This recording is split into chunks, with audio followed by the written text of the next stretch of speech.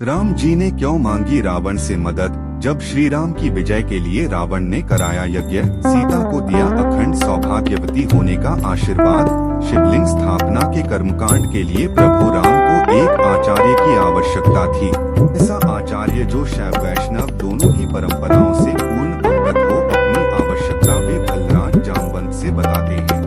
जामवंत का उत्तर था कि प्रभु, इस समुद्र तट के जंगल में सिर्फ पेड़, जानवर और आदिवासी हैं। उन्हें किस आचार्य का पता? नमस्कार दोस्तों, छोटका बाबा चैनल पर आप सभी का स्वागत है। यदि आप भी राम जी और रावण के इस प्रसंग को नहीं जानते तो वीडियो को लाइक और चैनल को सब्सक्राइब जरूर करें और कमेंट में जय सिया राम जरूर लिखें। चलिए शुरू करते हैं। राम ने कहा, आचार्य तो चाहिए ही। फिर आचार्य मिला और उसने पूर्ण विधि विधान से शिवलिंग स्थापना के समस्त कार्य पूरे कराए। कौन था वह आचार्य?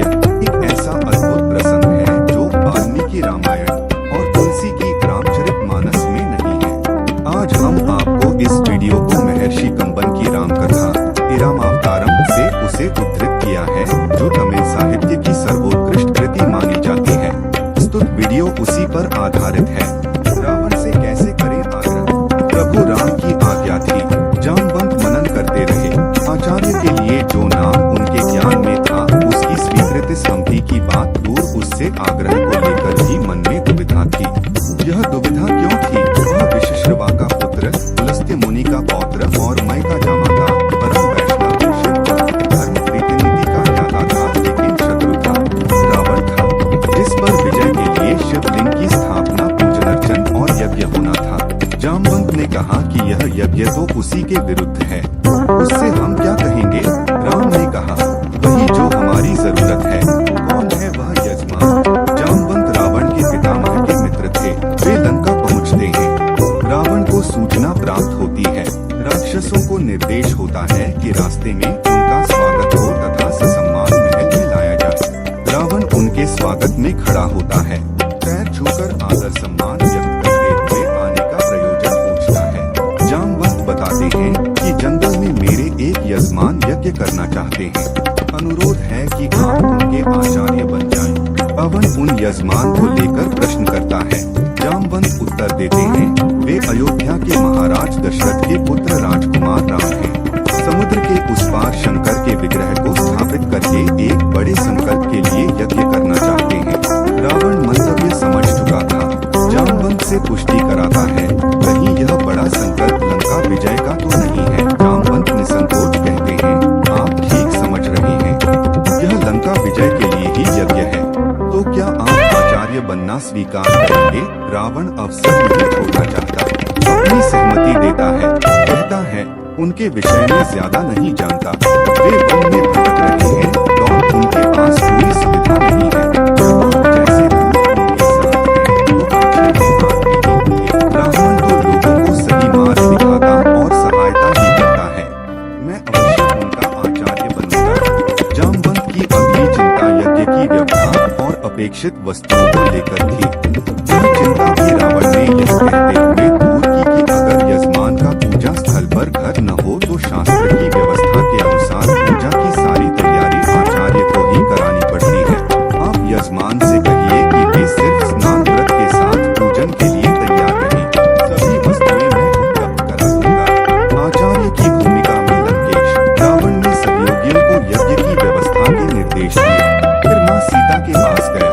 ये बताया, समुद्र पार तुम्हारे पति राम लंका विजय के लिए यज्ञ आयोजित कर रहे हैं। मुझे उसमें आचार्य के रूप में बुलाया है, क्योंकि जंगल में यजमान की सारी व्यवस्था का दायित्व आचार्य का ही होता है, इसलिए अर्धांगिनी की व्यवस्था भी मुझे ही करनी है।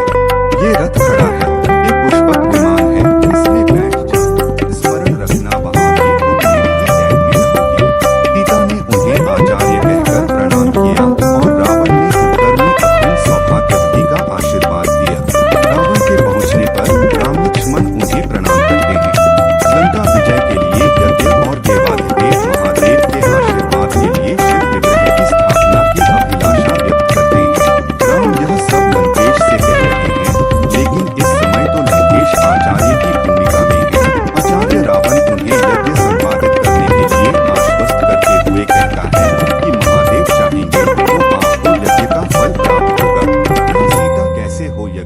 यज्ञ की तैयारियां पूरी हैं, लेकिन हनुमान की प्रतीक्षा है।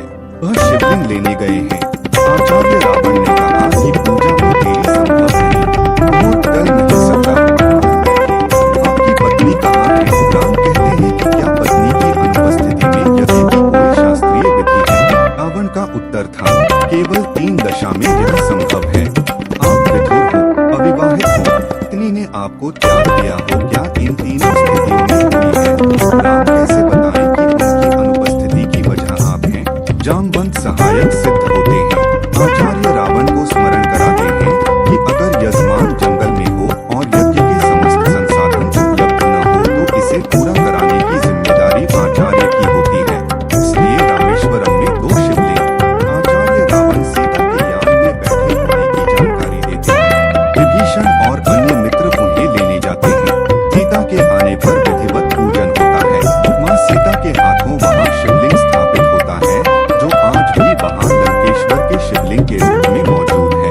जनश्रुति के अनुसार इसी मध्य हनुमान शिवलिंग लेकर पहुँचे। उन्होंने पूर्व में स्थापित शिवलिंग हटाने और स्वयं का नया शिवलिंग स्थापित करने की जिद की। प्रभु राम ने उन्हें समझाया। हनुमान फिर भी अड़े रहे। राम को आभास हो गया कि हनुमान को अपने बल पर अभिमान हो रहा है। राम ने कहा कि ठीक है, उसे हटा दो। पूरा बल लगाने पर भी हनुमान असफल रहे। फिर प्रभु राम ने उन्हें आशीर्वाद देते हुए कहा कि तुम्हारा नया शिवलिंग भी यहाँ स्थापित रहेगा। और इसीलिए रामेश्वरम में 2 शिवलिंग विद्यमान हैं। दूसरे को हनुमानेश्वरम के नाम से जाना जाता है। राम ने तीरों से दक्षिणा चुकाई। यज्ञ संपन्न हुआ। अब आचार्य की दक्षिणा। राम और सीता ने आचार्य रावण को प्रणाम किया। दक्षिणा पूछी। हंसते हुए आचार्य ने कहा कि आप वनवासी हैं। मुझे पता है कि आपके पास दक्षिणा देने के लिए कुछ नहीं है। वैसे भी स्वर्ण में लंका के राजा आचार्य को आप क्या दक्षिणा देंगे? इसलिए मेरी दक्षिणा आप पर बाकी रही। संकोच में पड़े राम ने कहा कि आचार्य फिर भी बता दीजिए ताकि मैं पूरी तैयारी रखूं। रावण ने उनसे मांगा, जब मेरा अंतिम समय आए तो यजमान मेरे समक्ष उपस्थित रहें। राम के तीरों ने यह दक्षिणा रावण को मोक्ष देकर चुकाई। तो दोस्तों, आज के लिए बस इतना ही। उम्मीद करता हूं हमारे द्वारा दी गई जानकारी आपको पसंद आई होगी। मित्रों, अगर ये वीडियो पसंद आई हो तो वीडियो को लाइक शेयर जरूर करें और कमेंट करना ना भूलें। दोस्तों, अगर आपने हमारा चैनल सब्सक्राइब नहीं किया है तो सब्सक्राइब जरूर करें। और हाँ, लास्ट तक देखने के लिए धन्यवाद।